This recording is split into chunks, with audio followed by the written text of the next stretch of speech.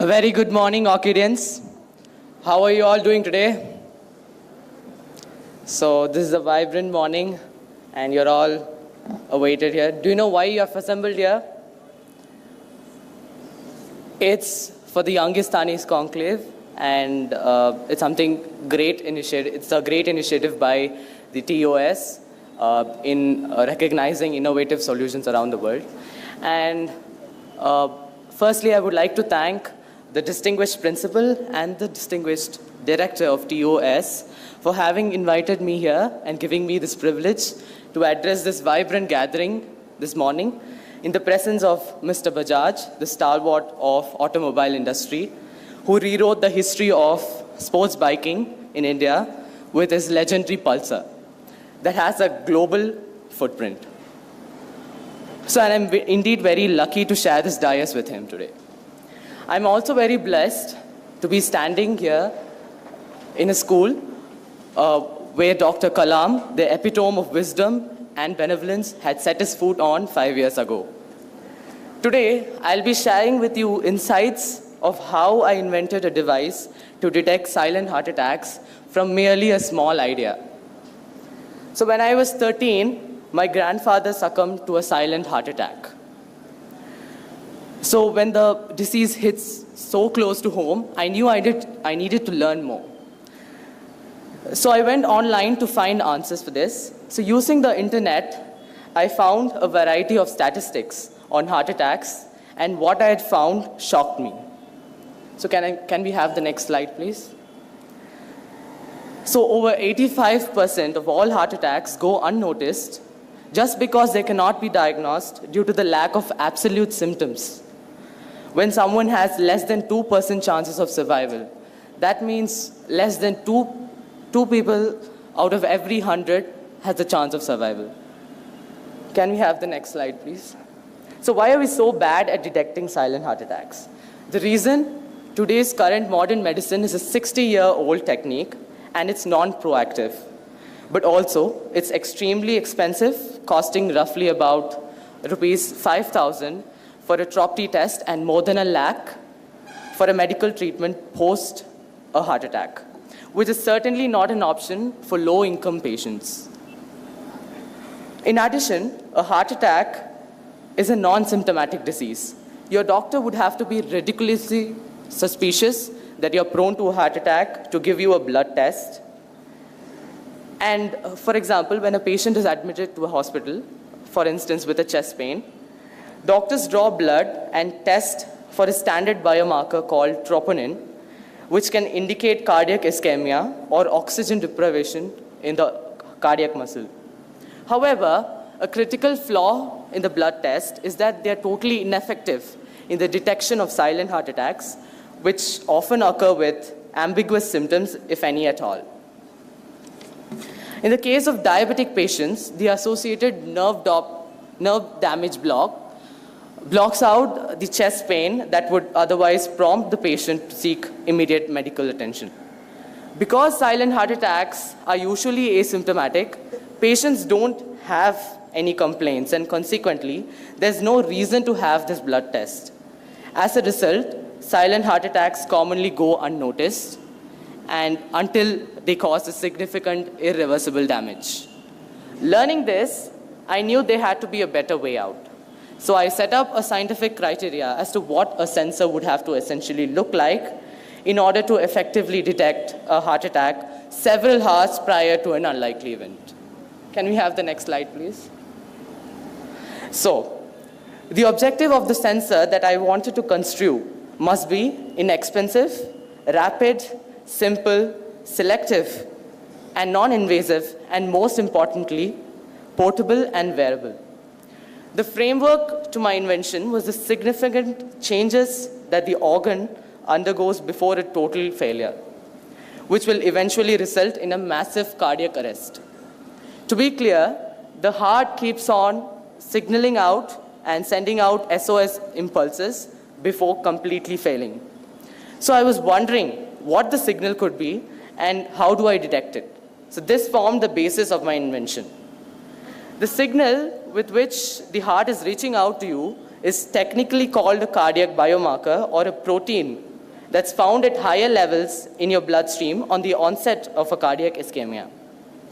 This sounds really straightforward, but it is anything but. So you see, you have all this healthy blood and liters of healthy blood, but you're looking for this tiny increase in this tiny amount of protein. So that's almost next to impossible. So then I came across an article on the internet that listed a database of over 8,000 different proteins that are found before a heart attack. Now I decided to go and make it my new mission to go through all these proteins and see which one could serve as an optimal biomarker for a non-invasive detection of these asymptomatic heart attacks. With two conditions in mind: one, it should be a process that incorporates self-diagnosis, and two, it must include early detection. And so I'm just plugging out and chugging out through this gargantuous task, and finally, after innumerable tries, I find my protein. Can we have the next slide, please? And the name of the protein that I located is called FABP3. And it's a protein that's found at levels close to 4 nanograms per ml in normal human beings.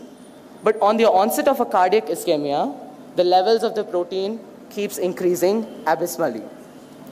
So that's the trigger point. So that's the signal that the heart is giving us.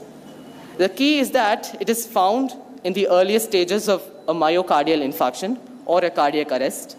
So when someone has close to 100% chance of survival.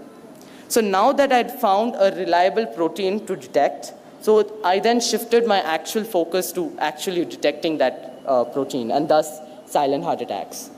Now my breakthrough came in the most unlikely place for innovation, possibly the most unlikely place for innovation, my high school biology class, the absolute abhor or stifler of innovation. So, and I snuck in this article of protein differentiation from where I started my research, and but it was shortly afterwards that I discovered that my once brilliant procedure had something like 1 million holes in it. And over the course of 23 months, almost 23 months, I painstakingly filled each and every one of those holes. And the result? One small patch type sensor that costs rupees 900 and works 24/7. Can we have the next slide, please? So this is the patch. This is the patch type sensor. So, and this makes it about 200 times faster, over 5 times less expensive, and 100 times more sensitive than the current standard of detection. So how does it work? So once the sensor band is worn around your wrist, a very small magnitude of positive charge is induced to detect and accumulate these proteins, these negatively charged FABP3 molecules. And it sounds very simple, isn't it? But it's probably not. The most crucial part is post-accumulation of these proteins. So where I developed a unique spectroscopical method to non-invasively detect these proteins without taking a blood test. So it's completely non-invasive. You need not take a blood test, and you'll find out whether you're going to get a heart attack or not. So that's the best part, and that's where the secret formula lies as well. So the device will hence indicate to the patient that his FABP3 levels are taking a steady rise, and he has to seek immediate medical attention. One of the best parts of the sensor, though, is that it has close to 100% accuracy and can detect the coming of silent heart attacks in the earliest stages, 6 hours prior to the event. So when someone has close to 100% chance of survival. The sensor could potentially lift the silent heart attack survival rates from a dismal 5.5% to close to 100%. And so hopefully one day, with the help of these devices, we can always have those loved ones with us. And now to give you a brief idea about the current status of development of this device, I have a global patent pending for this device in 6 countries, including India. After signing a MOU with AIIMS New Delhi and the Ministry of Health and Family Welfare, Government of India, for the commercial production of the device earlier this year. The device now proudly holds clinical validation from AIIMS New Delhi, Tokyo University of Science, Japan, and the Royal Society of Medicine, London. It is likely to surface out by the end of 2018 for use by the public.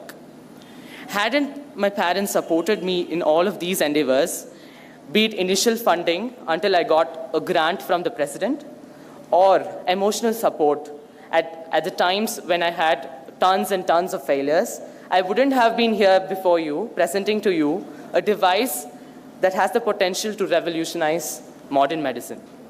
Fellow friends, just remember, we are still on the shores of a vast ocean of scientific knowledge, which is unfathomable, waiting to be discovered by your inquisitive minds. Step out and make the world better with science. Thank you very much.